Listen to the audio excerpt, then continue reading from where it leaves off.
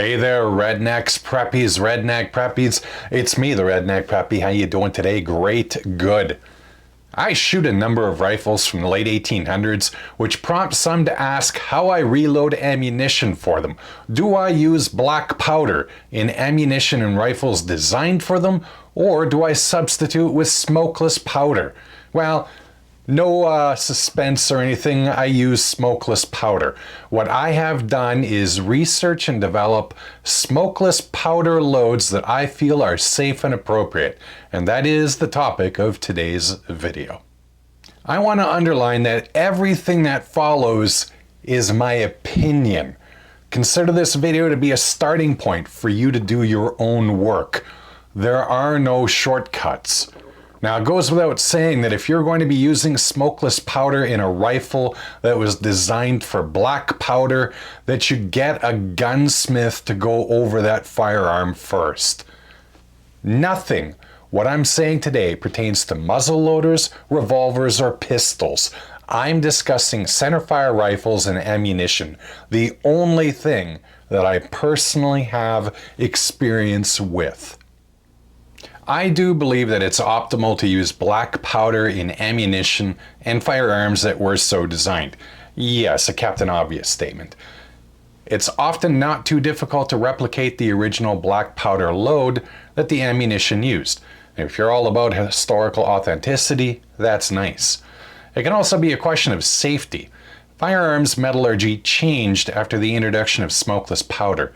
New metal formulations came into being because the explosive characteristics of black powder and smokeless powders are different.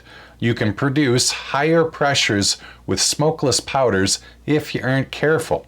Now that can damage, fracture if you're lucky, grenade if you're not, an old firearm with metallurgy not up to the task. Now this next one is a bit of a reach, but the sights on firearms were graduated with the powder and load of the day. So if you replicate the black powder load, there's a chance that these sight marks will actually correlate to where the bullets land. And finally, depending on how old the round is that you're loading, there simply may be no relevant smokeless powder load data to find. So there are some hurdles that you need to get over if you want to use smokeless powder as a substitute for black powder. But is it safe? The existence of black powder substitutes are probably the answer to that question. Products like Pyrodex and 777 have been around for decades. They are far from perfect. Pyrodex is dirty, corrosive, and probably only marginally less smoky than actual black powder. 777 is slightly better on those counts. Another product is Clean Shot, but I'll admit knowing next to nothing about it. Blackhorn 209 is probably the best out of all alternatives, but good luck finding it on store shelves these days. While those black powder substitutes are sometimes easier to find than actual black powder, most aren't as easy to find as smokeless powder. Alright, enough with the foreplay. Let's get down to brass tacks. Your challenge is obtaining good load data for substituting smokeless powder.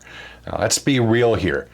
People who shoot very old calibers in very old guns are a fraction of the milsurp community, let alone the gun community as a whole. So this isn't an area that sees a lot of constant, large-scale experimentation and refinement, at least compared to other aspects of hand loading. That said, there are resources. Probably the best known of them is a book by John and Judy Donnelly called The Handloader's Manual of Cartridge Conversions.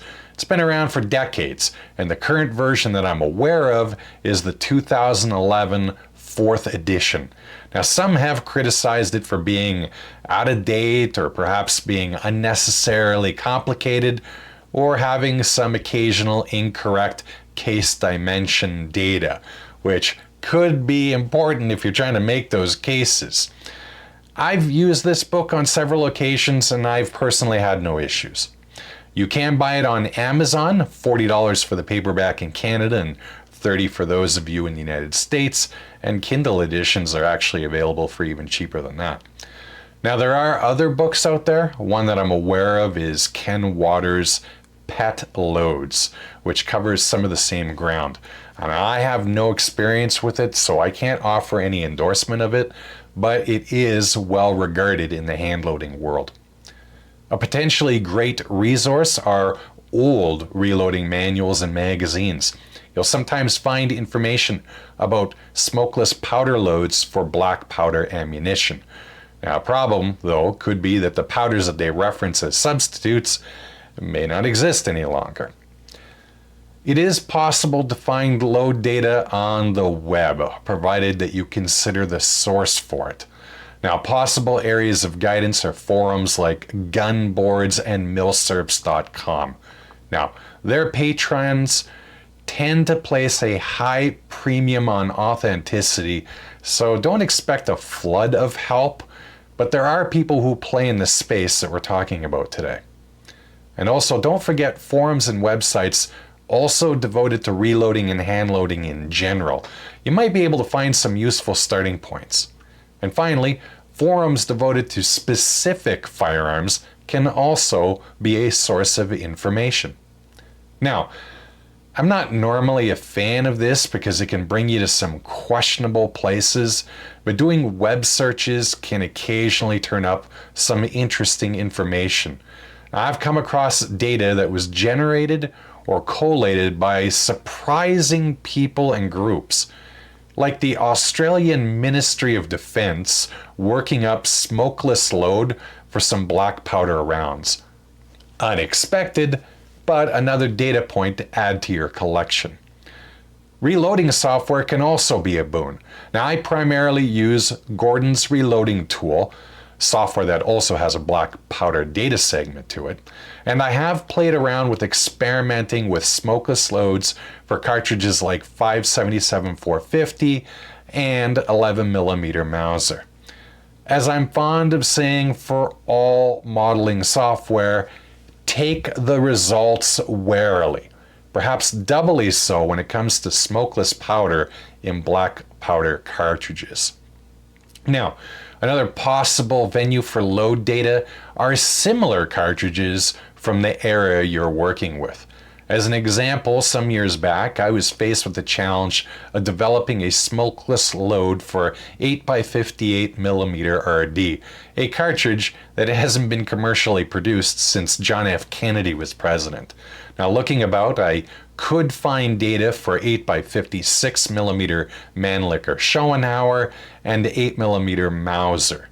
I had load data for those two rounds that used the bullet that I wanted to employ with 8x58, and the cartridges weren't so foreign to each other that I couldn't strike a balance with what I was comfortable with. Now, obviously, with this approach, you want to be careful and backstop it with modeling software and plenty of research, but it is another potential data point. Earlier I mentioned that firearms metallurgy had changed with the introduction of smokeless powder, and in one area that covers are barrels. Now, I know the temptation for many is to use modern bullets, which are typically jacketed when you can. That 8x58mm RD round that I just discussed could as easily accepted a modern 196 grain bullet that my 8mm Mauser rifles shoot. I would recommend, however, that in deference to the sometimes softer metals used in barrels back then, that you use cast lead bullets if that's what the original cartridge was designed around. The key variable you should always be keeping in mind is pressure. It's rather difficult to generate insane and dangerous pressures with black powder in the loads in the original cartridge, but it can be trivial to do so with smokeless powder. Keep an eye out for the signs of overpressure on your fired cartridges. And if you don't know what overpressure looks like, you shouldn't be doing any of this in the first place. If you have a choice between two or more powders, I would always choose the one that burns the slowest. As an example, two powders popular in this field are Alliant 2400 and IMR 4198. Now, given the choice in that scenario, I personally would always choose IMR 4198. You can find burn charts in most reloading manuals on Hodgson's website and other places online. A lot of the load data that you're going to find for substitutions merely lists a number of grains of a certain powder to use. No minimum, no maximum, just that number. Consider that to be the maximum load. In those cases, I would start at 90% of that load and work within that envelope when trying to develop a load for your rifle. Now finally, I think it behooves you to use a chronograph as part of this process. Oftentimes you can correlate the velocities you're seeing with the pressures being generated. Even old rounds often have maximum pressure guidelines published, and you can take that into account when working up your substitute load. There were many, if not virtually all, original black powder cartridges that were fully loaded from bottom to bullet with gunpowder.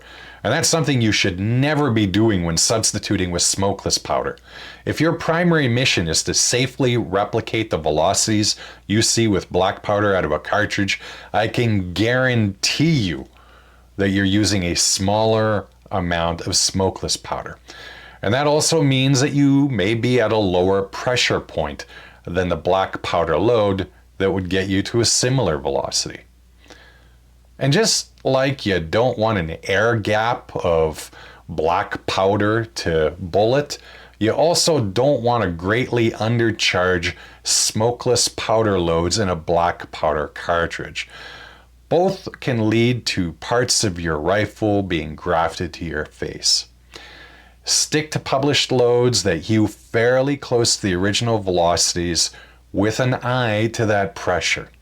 And if you have an air gap in your cartridge using smokeless powder, you should consider the use of a filler to keep that smokeless powder at the primer to ensure proper ignition. Now, I've also mentioned pressure and velocity together. I want to underline that just because you match a black powder velocity with a smokeless powder, that doesn't mean you've achieved a proper or safe pressure. That would depend on the burn rate of the powder that you're using. Given the size of many cartridges that used black powder and the smaller loads that a substitute smokeless powder would be careful of double charging a case. Weigh each completed cartridge, and if you have any that are significantly different in weight, pull that bullet and find out what's going on.